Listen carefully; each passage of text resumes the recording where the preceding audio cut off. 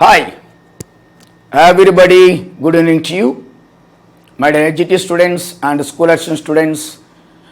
ఈరోజు మనం 6th class నుంచి 10th క్లాస్ వరకు కొన్ని బిట్స్ని మీకు పరిచయం చేయబోతున్నాను. ఆ బిట్స్ ఏమై ఉండవచ్చు?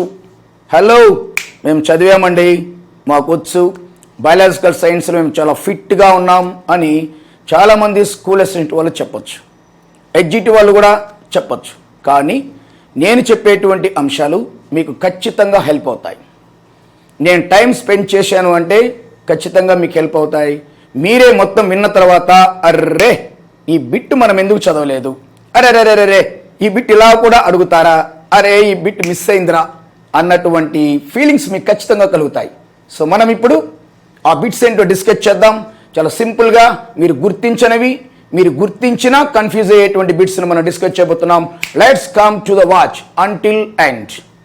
ఫస్ట్ 6th క్లాస్ చూసుకుంటే పిండి పదార్థాలు ఏ పండ్లలో లభిస్తాయి? మాకు తెలిసిన మీరు అంటారు పుచ్చకాయ, మామిడికాయ, బొప్పాయికాయ. సాధారణంగా ఈ బిట్ ఎక్కడ ఉంటుంది? డైరెక్ట్గా మ్యాటర్లు ఎక్కడ ఉండదు, డయాగ్రామ్స్ని ఇచ్చింటారు. డయాగ్రామ్స్ని బేస్ చేసుకుని రాసినటువంటివి. పిండి పదార్థాలు లభించేటువంటి పండ్లు పుచ్చ, మామిడి, బొప్పాయి. క్రొవ్వులు లభించేటువంటి వనరులు, క్రొవ్వులు రకరకాలైనటువంటి ఆయిల్స్లో లభిస్తూ ఉంటాయి.